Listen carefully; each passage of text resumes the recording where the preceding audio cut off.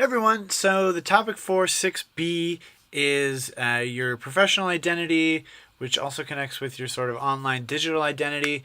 It's essentially like digital citizenship for teachers. So right now you're working on your Nearpod lesson on digital citizenship, and this is absolutely an incredibly important topic to address with your students, but it's also something that's really, really important to consider as a pre-service teacher as well as an in-service teacher. So that's the topic for 6B this week. We're going to talk about your digital footprint as a teacher. If you've never heard that term, your digital footprint is essentially what you leave behind online, what people find when they search for you. We'll also talk about professional learning networks, or PLNs as they're called, and building a professional identity. And these will connect with the badge that you're working on, badge 10, as well as the class prep, which is where you're hopefully watching this. So these rules are ones we've collected from myself, from other folks who teach W200 who have been K-12 teachers, and just some of the things that sort of show how teachers are judged in their communities and that they're judged very differently than other professions and professionals. So things like if you eat at a restaurant in town, don't drink. Don't attend bars, strip clubs, etc. in the town that you work in. Don't buy anything at a store in town that parents might consider risky. Things like contraception, things like alcohol. Don't attend movies in town that any parent wouldn't want you to see attending. And you can read the rest of these. A lot of these are definitely gendered. Women have different expectations than men, which is absolutely unfortunate and ridiculous, but it is also unfortunately the reality of many schools that a lot of the administration staff, the district staff are males, and then a lot of the teaching staff is females, so you absolutely get those types of double standards. But in general, regardless of gender, there are higher standards that teachers are held to, higher moral standards that teachers are held to. And it's typically the standards, the moral standards of the community in which you teach.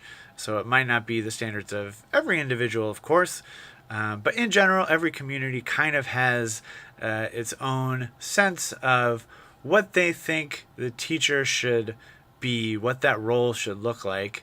And some are very liberal and more progressive, and some are very conservative. So I'd encourage you to think about these types of things before deciding on a school you want to end up in.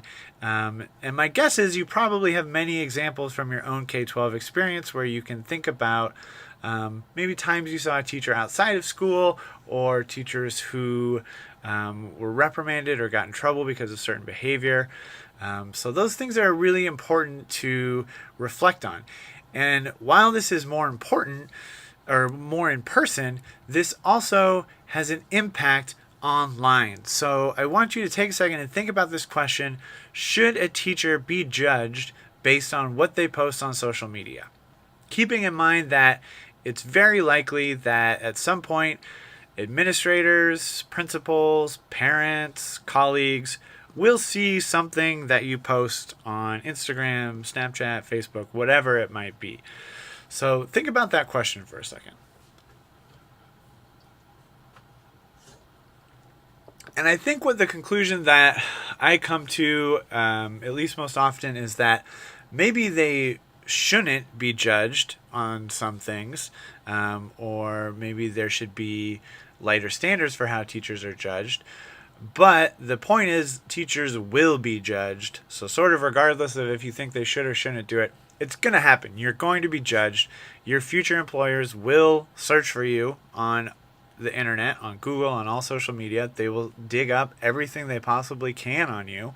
I've talked to principals who have literally pulled up the social media of the person interviewing during the interview and asked the applicant to explain certain photos or tweets during the interview. I personally vehemently disagree with that practice, but it's something that happens in our field, and it's something that you should be aware of.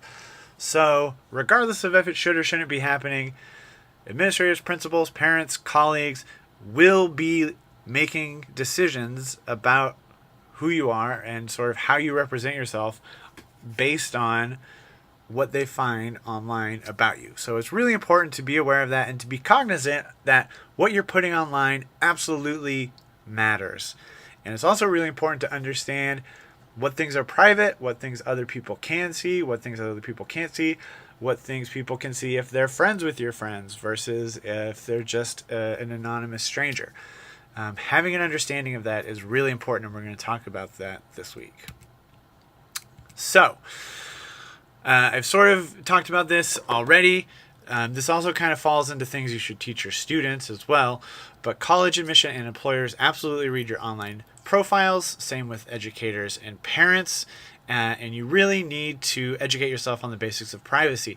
Some folks create a private profile on like Facebook or Instagram, things that they only share with their close friends, and a public profile, one that they can connect with students and parents and bosses and things like that. That can be a really handy way of sort of navigating this tricky online space. But it's not all bad also. You can build a really positive image and brand yourself in a great way online so that when someone searches for you, you stand out. And that principal sees, oh my gosh, look at this e-portfolio they've created. Look at these blogs they've written. They're really active in their community. Look at all these field experiences they have. That type of thing goes a really, really, really long way. I can't emphasize it enough how much a positive online presence can help in landing really good jobs. So during your time in the School of Ed, I would absolutely recommend building your online presence in a really positive way so that when you go out into the job market, awesome things come up when folks search for you. And if you ever want to get more detailed into that conversation, even after this class is over, I'm always happy to have that conversation and help out with you. Just send me a message and I'm more than happy to help with that. So back to sort of the negative side, and I'm sure you can think of a million examples you've heard about from your own experiences or from the news. Digital ethical issues for educators. What should teachers be allowed to do in a digital world? How teachers are actions reflected in a digital world? What should students be allowed to do in a digital world? In essence, these stories are saying there are consequences. What you do in a digital world, good or bad, will impact the real world. Sometimes there's this idea or belief that what happens online isn't real, or it's easier to sort of brush off and shake off and say, oh, it's just online, or oh, it's just a joke. That's not the world we live in anymore. Things that you do and say online have very real world consequences, and it's incredibly important to be aware of that and to make sure your students are aware of that also. So you don't need to do this right now, but one activity for the class prep is to Google yourself, but you should do it in an incognito window. In Chrome, you can go to File, New Incognito Window, or do Control-Shift-In on a PC, Command-Shift-In on a Mac. If you're in Firefox, it's called a private window. You can go to File, New Private Window. But what this does is it allows you to search for things where the web browser doesn't know that it's you, essentially. So you're not logged into anything. So this way you can search for yourself. You can also try putting quotes around your full name. You can try different variations of your name. So like I'm officially Michael Carlin, but I usually go by Mike. So maybe I would search for Mike Carlin and see what you find. See what you can access on your social media profiles. See what pictures come up. See what articles come up. And you also have the option in Facebook to make your profile not searchable on Google. So that's something to consider as well.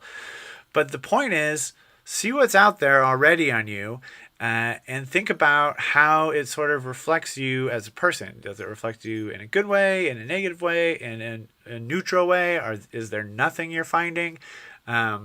So that'll be part of your class prep. And if you run into any difficulty with that, of course, let me know. But this is always good to get into the habit of doing just to see what's out there on you and what people can find on you. But especially when you're starting to look for jobs or looking for a new job, always good to do a quick search just to see what you can find. Like I mentioned earlier, social media isn't necessarily the enemy. Social media doesn't get teachers fired. Inappropriate behavior gets teachers fired. Or I would add the caveat that inappropriate behavior as defined by your principal or school district gets people fired. But there are tons and tons of benefits to using social media in the classroom. Great for connecting with students, for connecting with parents, for building community, for helping your students feel a connection with you. It can be a really, really wonderful tool when used right as well. So here's just some tips for increasing your positive digital footprint. Keep these in mind for the class prep, but also try to think of some other ways you can do it. You should absolutely have professional profiles out there. We've created one on Twitter for this class. We'll talk more about LinkedIn in a second. Make sure your Facebook profile is either locked down or completely appropriate, or you create a new public one for education purposes. Same with Pinterest, same with Instagram, same with Snapchat if you use Tumblr, really any social media service. For increasing your positive digital footprint, share, comment, like, tweet, and contribute regularly to education-specific content. One of your badge 10 is participating in a Twitter chat or attending a local conference. These are great ways to build that positive digital footprint and real life footprint if you end up going to the actual conference. You should update your e-portfolio regularly. We don't do blogging in this class, but I would highly recommend having a blog where you write about your experiences in the School of Education. If you end up joining our computer education licensure program, we do a lot of that, but it's something that's not really emphasized in a lot of the other programs, but really makes a difference in terms of hireability. And then be professional and consistent on the content, especially in venues that are public or could be found. Think about if you really need to post it, what does it say about you? And then we'll talk more about Twitter here in a second. So this is just a slide to say if you don't have a LinkedIn profile, you should absolutely create one.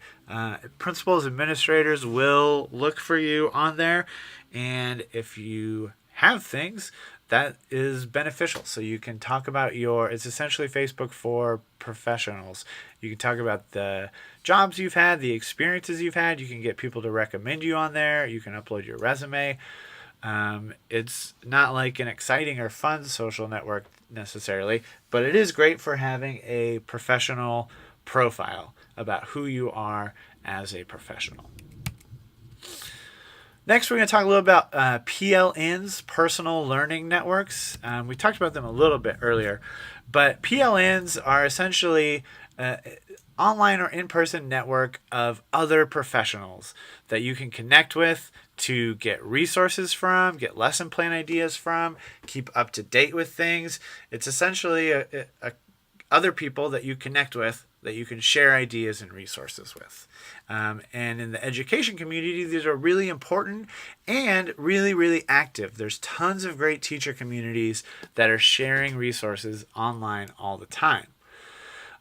Some ways to engage are through things like podcasts, videocasts, screencasts, social networks, blogs.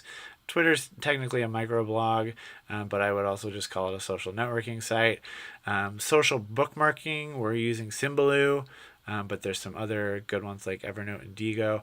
Really the best way, though, that we're going to focus on is Twitter, because teachers are super active on Twitter, and it's a really wonderful community, and that's why we've been using Twitter this whole semester. So if you've never used it before, you can kind of get used to what Twitter's all about. All right, so if you've never participated in a Twitter chat, that's what your badge 10 will be, or you also have the option to attend one of the Indiana eLearn conferences. But every week, there's thousands of teachers around the world participating in Twitter chats to share ideas and share resources. And when you start badge 10, I have 2 different video tutorials to check out that explain Twitter chats a little more in depth.